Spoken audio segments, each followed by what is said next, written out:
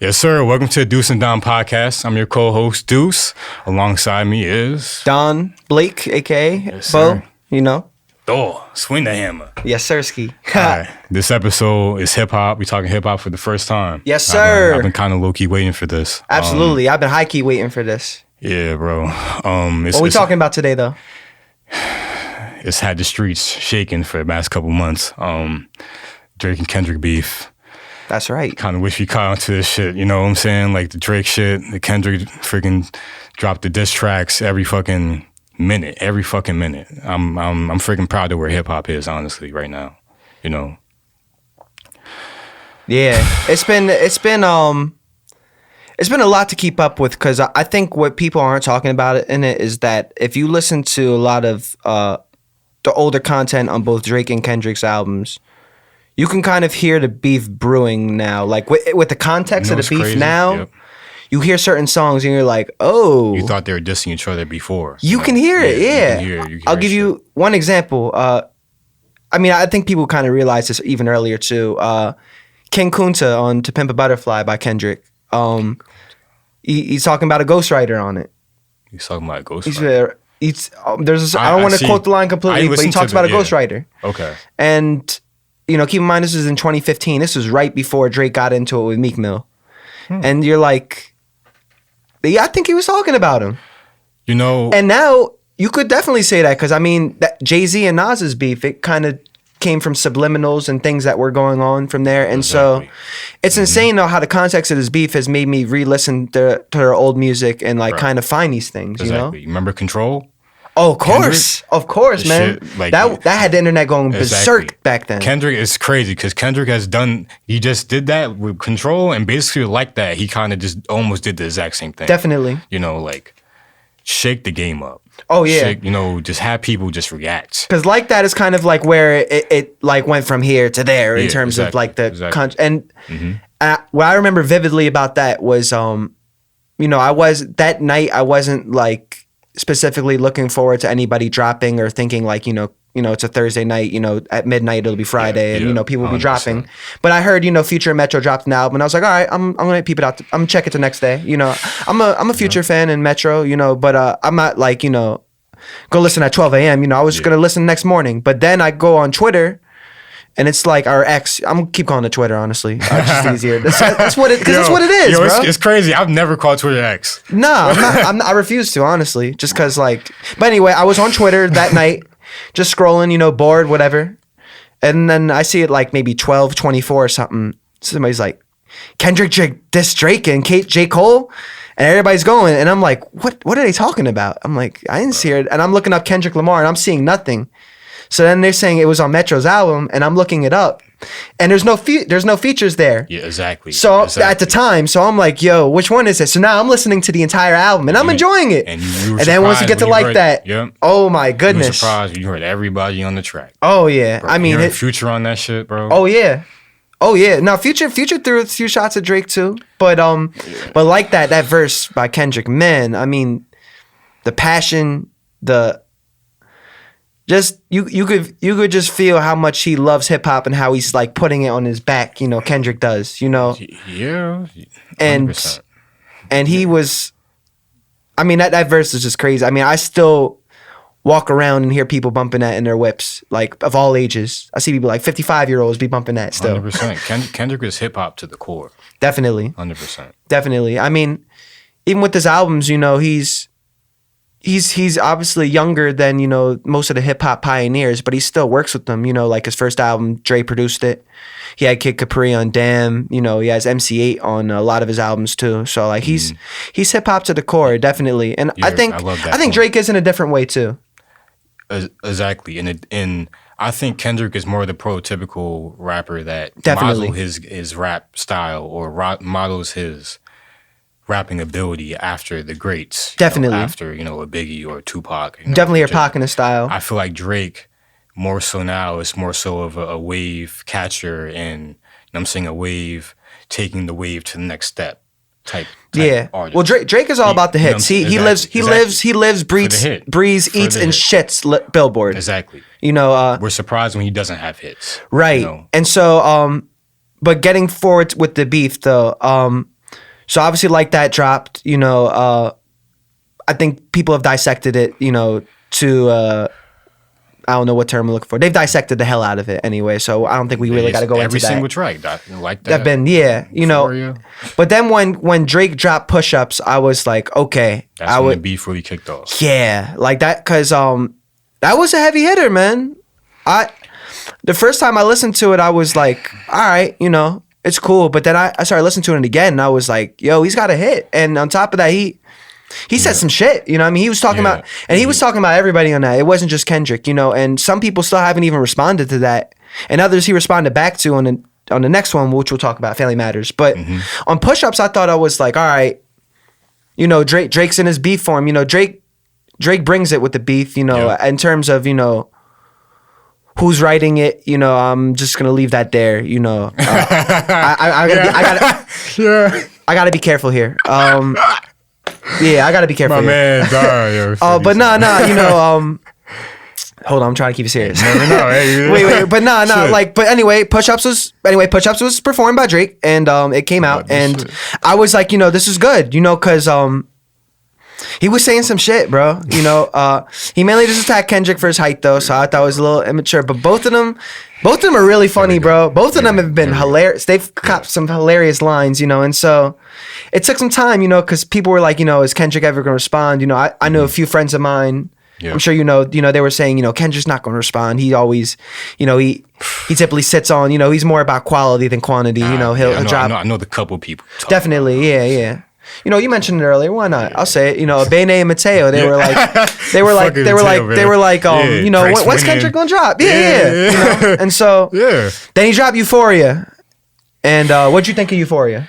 Euphoria, honestly, when I first heard it, like, it was kind of unexpected, and I kind of want to step back for a moment and think of because Drake, I feel like he's kind of been a seasoned vet in this rap beef shit. He's kind of went through like at least 3. This is his 3rd battle, I think, right? Meek, Pusha, obviously, and this is Kendrick, right? Yeah. I feel like he's been in a few others, but none that have blown up like these 3. Joe Budden. Joe Budden. I think he got in something. Drake did get. I don't know. Were they going on record though with that one? Drake. I know Drake got into a Common though. Drake dropped that song with French Montana. The name escapes me. Okay. And he said he did like the pump it up line, whatever. Okay. And then Joe dropped like freaking 3 traps. I'm guessing he wanted his royalties. Yeah. It happens. Yeah. I'm not mad at you, Joe. Yeah. A whole lot in that, but hey, that's another beef. But I feel like Drake, he's kind of more so taking the approach that he's seen work for him in the past, going for that club hit, Definitely. Not necessarily bar for bar off the first instant, knowing that as long as people are going to rock with the song, then they're going to say you're winning the beef, you know what I'm saying? And at the end of the day, that is kind of how it goes. If people like the song, people don't like the other song, that person's winning the beef. And that's how it should be great. And that's on brand for Drake too, because, he's, at the end of the day, he's a hit maker. 100%. And so if you're gonna make a diss, he wants to make a hit that's gonna be played in the club, so that the person getting dissed is just like sick of it. Exactly. But it's kind of ironic though, because I think with Euphoria though, it was a long track, but Kendrick didn't really obviously did not mince words. He never minced words. No, he switched the beat 3 times too. So that's why, even though it was longer, it stayed interesting because of that. He had all different types of vibes. He had the Teddy Pendergrass sample at the beginning. Then he had that, it was kind of like an electronic trumpet in the middle with it, I was like, okay. That's when his energy started to get really, started to get riled up at that point. And so, then he used to start, it's just so difficult to dissect all of these because there's just been so much. I mean, you know what was said. You guys could look it up. 10 songs, bro. Like, we can't go over every single song. Of course. There's just what we've said in the songs we can touch on. I feel like at the end of the day, how this beef was going to be played out was, Kendrick was going to come here to rap. We knew Kendrick was going to come here to rap. Right. But Drake can come to rap, but would he take that approach to just rap with Kendrick? That was always a question. And I think up until this point, I think there's certain points where he just said, "Fuck it, I'm just gonna go at him." And there's certain times I feel like he did go for that, you know, like, oh, let me go for like this catchy, you know, ding-a-ling. I said ding. Pause. Jingling, you know what I'm saying? Like a little jingle in the song. Like, you know what I'm saying? Like he said jingling. Anyway, no. We gotta get back on the railroad. Second episode, bro. Hey man, it's our third episode. Yeah. It's all good though. We gotta get back on the rails now. All right. So but absolutely though. Nah, man, he's gotta, you know, just cause like he hadn't cut your hits. But nah, in terms of the what I will say though, in terms of the first half of the beef, we're looking at 3 records. We looking at Like That. We're looking at Like That, Push Ups, and Euphoria. I actually thought that Push Ups was the no. Let me correct myself. I think Like That was the best record, and I think it was the best diss of those just because it was concise and it was there. But I think it was like That was the best one of those, and then it was Push Ups, and then it was Euphoria. And Euphoria was great, and a lot of people didn't agree with me, but I actually think I liked Push Ups more than Euphoria. Yeah. But Push Ups, it was a banger, but Like That is just a great hit. The energy and the passion, like, I don't like comparing other rappers to other rappers. It's not something that, just because it's all art, you know. You know, but Kendrick's energy reminded me a lot of Pac on that record. A lot. He is his favorite rapper. And yeah, he did. For good reasons. I mean, Pac's is incredible. But yeah, you know, that was the first half of it though, you know, and it's crazy because we could have had an entire video on that alone, just you know, dissecting that songs. And I was gonna say, like, you know, obviously after your point, bro, Not Like Us is a song that, although we'll get there. I'm saying, like, but yeah, you can mention it though. Nah, like, bro, that's the song. If you can say there's a 3-pointer right before 4.0 seconds left, you know, like that's that. Definitely. That's where we're at with it, you know, like that's that lasting blow that, you know, has the horse reeling. Definitely. That's what I would say with that. That's actually a great time now to transition to part 2 of this beef, because after Euphoria dropped, it was maybe a week or so, if even. I think. And then Kendrick dropped 616 in LA. No, yeah. And then No, that's right. Drake dropped Family that. Matters. No. Drake dropped the AI joint with Snoop and It was after. We forgot about that. Yeah. That was after Push Ups. I think I can say that. Huge mistake. Huge mistake, Drake. Huge mistake. I don't even want to talk about that. That's how much. You know, I hated that. I absolutely hated that. I mean, jeez, man, like. With the hell? You're gonna use Snoop's voice. First of all, Snoop is still alive. So you're using AI as Snoop. Exactly. We assume it was without his permission because he's from the West Side and he's obviously cool with Kendrick. Bro. So we think. I mean, yeah, they're cool. So it was like that just confused me, and I never wanted to see Drake's flow. And meet Pac's voice or Pac's voice. That's like. I mean, Drake's flow is great, don't get me wrong, but that with Pac's voice, that's like 2 things you like that just don't mix. It's like chocolate-covered shrimp or something like that. It's like, bro, I like them 2 don't even belong in the same aisle, man. That's a nasty order. That's what I'm saying. They don't belong in the same grocery store aisle. You know what I mean? Like, Drake's flow is there, Pac's voice is there. I thought Drake could have used his own drum. I'm not a fan of AI at all. Me either. But the important part about the reason why it's a huge mistake is that why are you putting your words in somebody else's voice? You might as well have just wrote the rap yourself and just rap to Kendrick, no? Definitely. Like, doesn't that make more sense? Absolutely. You know? And the thing is, though, what I think, though, is just my analysis of it. We know Drake, he likes to hop on trends. You know, that's something, you know, he is a hit maker, so I don't blame him for that, you know, but as long as, you know, you're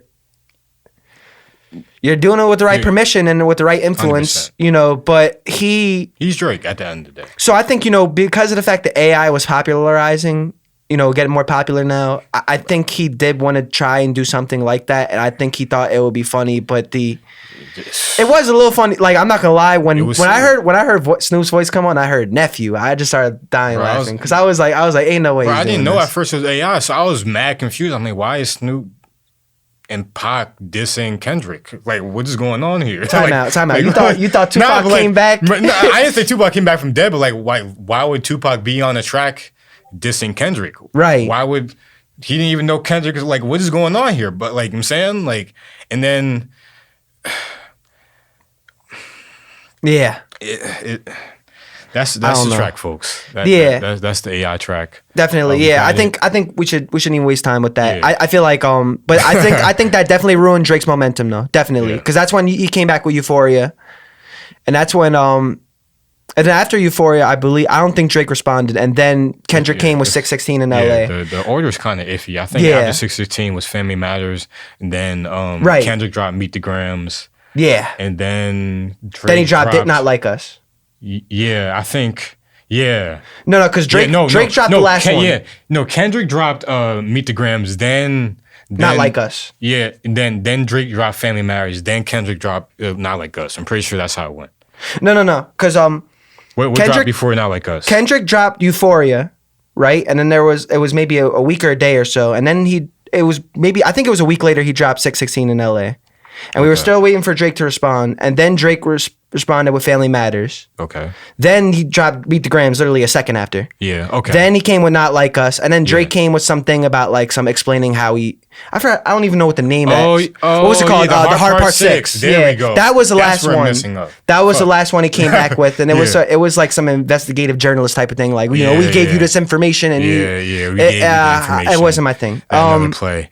Yeah. On first listen though, I was like, all right, cool. He sounds like really smart. But then after a few more listens, I think the recency bias came off for me where I was like, I don't know, it's not really adding anything to this saga really. Yeah, honestly, I'll just say it this way, as bluntly as possible. It's an attempt to, instead of going through the rap beef part of it, to get people of the public on your side, to say like, oh, all the things that Kendrick said is discredited because I gave him the information. No. Right. Like, don't listen to what you're saying because, whatever, I'm not everything he's saying. No, he's weird for saying the things he's saying about me. And I don't know if all the allegations that Kendrick said about him were true. Right. I don't even want to talk about those allegations. The allegations are take the allegations out of it. Right. It's a whole of, we don't like gossip here, gossip there.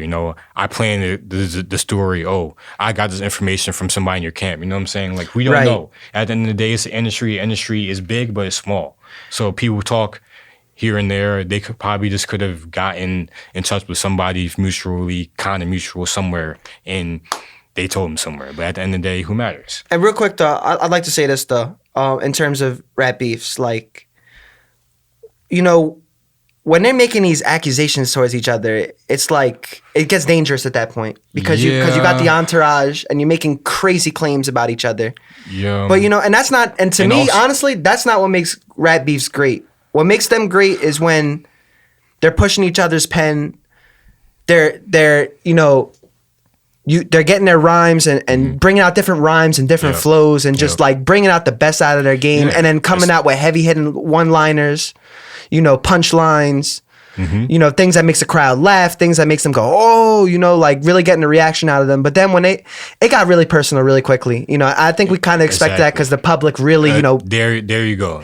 They start feeding fire. That's the point. Yeah. That's the point. And and I feel like that's kind of the media's fault too, because it's like they wanted to see them kill each other at this point. And it's like, yeah. And I think it's clear though, like I think they obviously don't love everything about them. And I don't think you're going to love everybody about every person. You're not going to love everything about every person. Of course not. But I think they do have some respect for each other. I think they'll eventually make through. But I will say though, you know what? Let's resurface though with this.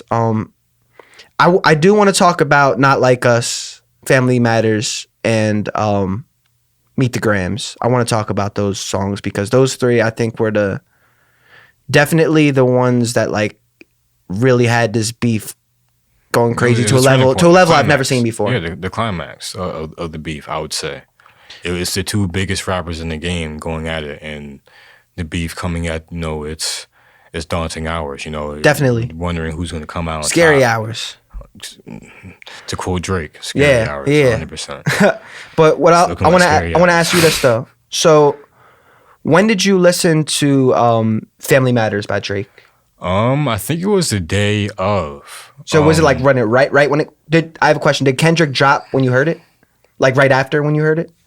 Yeah, I was watching a stream and the streamer was playing the Drake diss. Right. And then right after the Drake disc came out, we got word that Kendrick dropped right after. And Right. played it right after. You know what I'm saying? Like, this stuff is kind of like, I wasn't alive back then, but I remember people talk about how when Nas and Jay-Z were beefing, they were waiting on the radio to see when Nas dropped his diss tracks or Jay-Z dropped his diss track. It's kind of like, although we don't have radio, at the drop of the dime, freaking Kendrick was dropping the songs, Drake was dropping the songs, and we can hear it live almost. But what did you think of Family Matters though? Family Matters, I think that was one of Drake's more so focused about going at Kendrick, not holding loose, not letting the moment get too big and not letting, the audience or the reaction of the audience dictate, how he's going to come at Kendrick, not focus more so on just going straight at him rapping. I respect that track from Drake. Right. That's the type of Drake that you kind of wanted to see from Drake, from the entire beef, in my opinion. I agree with that. And I like that track. That's probably my favorite Drake beef track. Definitely. Beef. I think so too, because when that dropped and I was watching the video and all that, I was like, wow. I was like, this is incredible. I was like, Drake had a crazy diss. And I was just thinking to myself, like, how is Kendrick going to come back from this? Because, I thought I love the fact that in Push-Ups, he had just a snippet of a second beat. Mm-hmm. And then with No, what was the name of that song? Family Matters. He brought that beat back, so it was like he kind of hinted at it, and then he started rapping on that beat. I didn't even notice that. Yeah, I didn't catch that. Because with Push-Ups, he was like drop, and then another beat played, and that same beat was extended, and it was the first beat on Family Matters. Dude, he's done that before. Drake has definitely done that before. Right. The songs he's done that before. There's other artists that have done that in terms of other songs. It's clever. But yeah, absolutely. No, it's been done before, but I like the fact that he did that. And so, the disses he was coming with. I also love the way he dissed Rick Ross, ASAP Rocky. Yeah. Did he go at Metro again? I don't know. He went at Future again. That I know. He said he had some bars for Future. I think the only people who made diss tracks was I think the Game made a diss track too, but that was against Rick Ross. Yeah, Ross dissed back Drake too. Yeah, it was Future, Metro, Kendrick, Drake. Because Family Matters, I think that was a response. That was a response back. What was it called? Champagne something by Rick Ross. The one where Drake's a white guy. It's hilarious. Yeah. Something, yeah. They had him in this. I forgot the name of that song. That was funny though. But Rick Ross was doing this thing. Yeah. He gathered a response from Drake. He instigated that. So, but yeah. Anyway, I thought Family Matters was incredible, and I was like, wow, how is Kendrick gonna come back from this? Because I thought the musicality of it, the way he was dissing him, like he had so many lines in there. It was catchy. The production on it was insane as usual. But then. Not even a second later, Kendrick drops a horror flick. Yeah, Meet the Grams. He dropped the movie. Produced by Alchemist. Shout out to Alchemist. Yeah, Alchemist. Man, that was